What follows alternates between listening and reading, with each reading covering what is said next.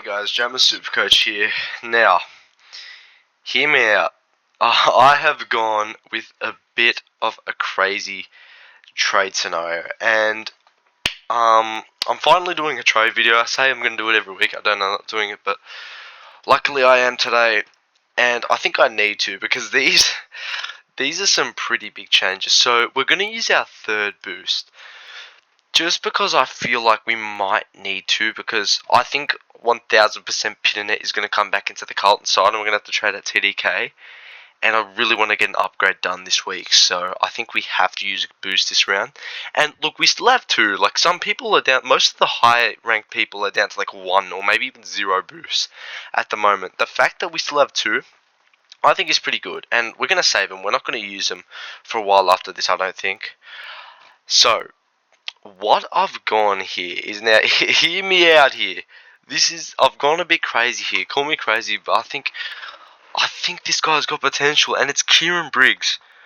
I'm gonna go deconing down to Kieran Briggs, and the reasoning for this is because Pitternet, like, I think he's 100% gonna come back into the Carlton side, and TDK with Pitter on the side is just basically a full forward, so we can't have that.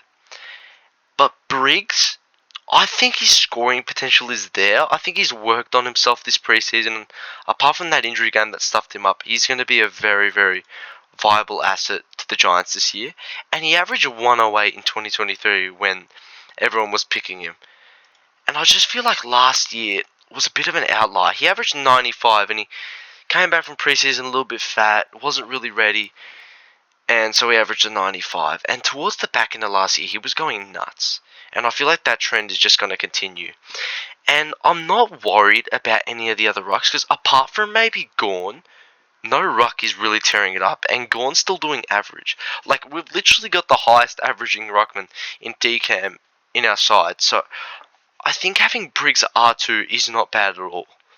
And until we sniff out who the actual R2 or R1 is, we get him in, we don't swap him out for Briggs, we swap Briggs down to the flex, we upgrade to like Jerry or whoever the top two ruckman is going to be, and we just run Briggs at flex all year, which I think is completely fine.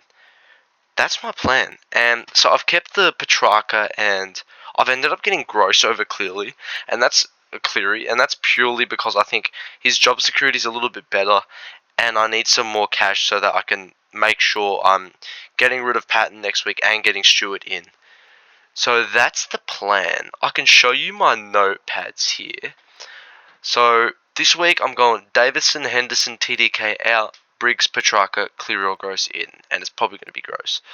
Then next week I'm going to go Trainer and Patton, and we're going to get Stewart and El Hoy or Carroll. I'm probably going to get El Hoy, but actually I might not have the money for that.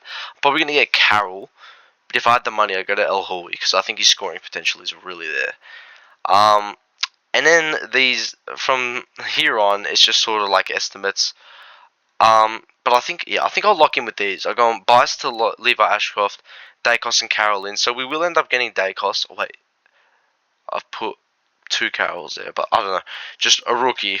Fix that up. And for round 9, I'm going to go Kako and Reed to a rookie, and Heaney or Jerry. And it's probably going to be Jerry. And then we get Whitfield here. That's just a scenario.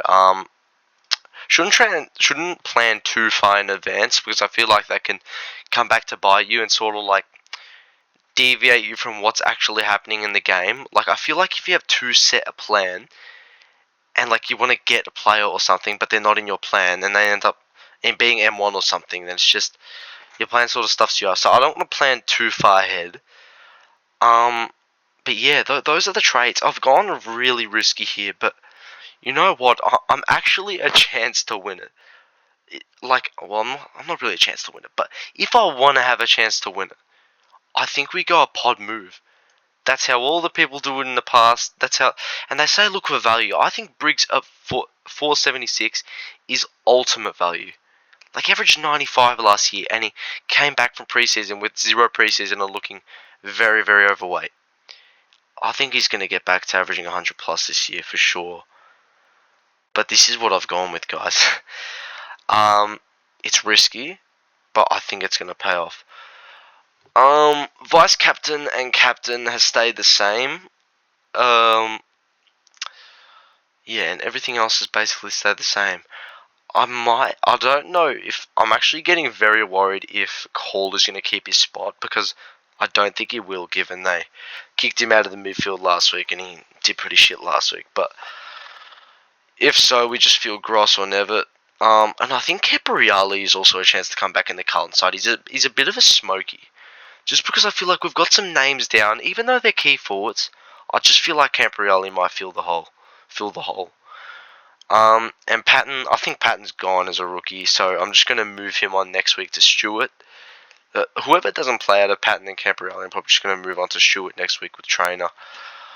Um, yeah, I'm really happy with this. Like, I'm a bit nervous. Like, Petrarca and Briggs are two primos that haven't really, like, proved themselves yet. Well, Petrarca's proved himself in the past, obviously, but this year they haven't. But you know what? I'm willing to risk it. I think it's going to be the right move. I really do. We're going to hold Roberts, and like Roberts is someone I really want to trade just because I think Bice has completely screwed his role. But I think, look, if we do trade him out, I'm going to have to use a boost because I've got my plan set out and I want to be upgrading every week, so we can't be sidewaysing at this time because I feel like we need to be upgrading. So if I do, I'm going to have to use a boost. I think I'll give him a couple more weeks, and if he keeps stinking it up, then he can go. Let's look on the most traded in. Kane Clear. Look, it's a bit annoying that I'm missing out on Kane Clear. It's not a bit. It's very annoying. But you know what? His job out of all the rookies on the bubble at the moment, I reckon his job security is the worst. Apart from maybe Sandy Bot, because let's look at Sydney's injury list. Like, injury.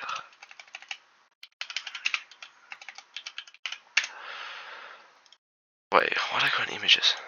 Latest injury news. Let's just go on this one. Down to the bottom. Alright.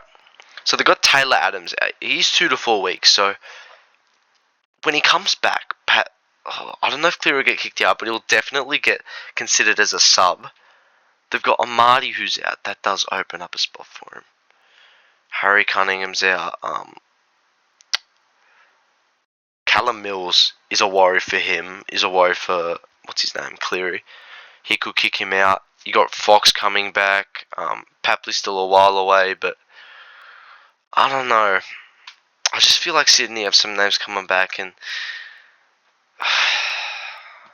this isn't as bad as I thought it was, to be honest, actually.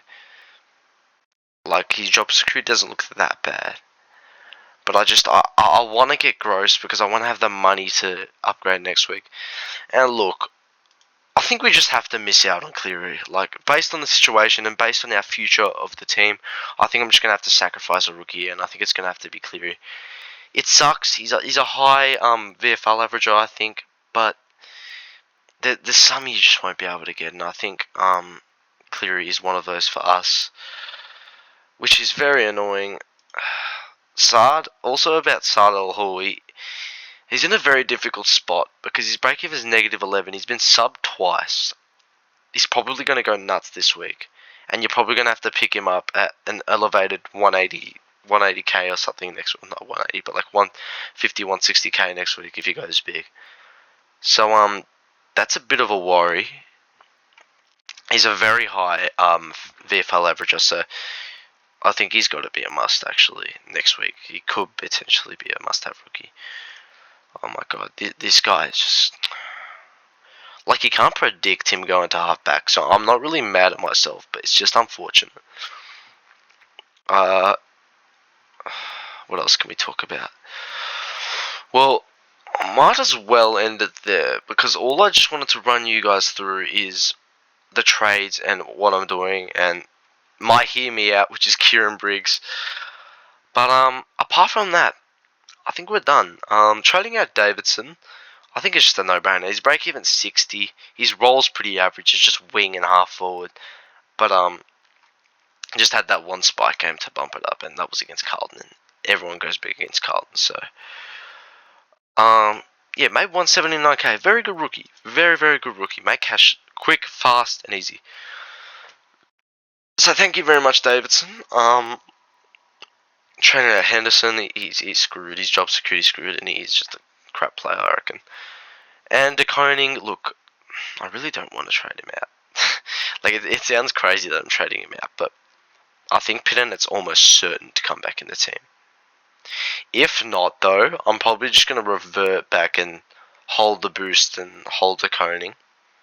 Or maybe I'll use the boost to get rid of Roberts. Or get Patton to Cleary.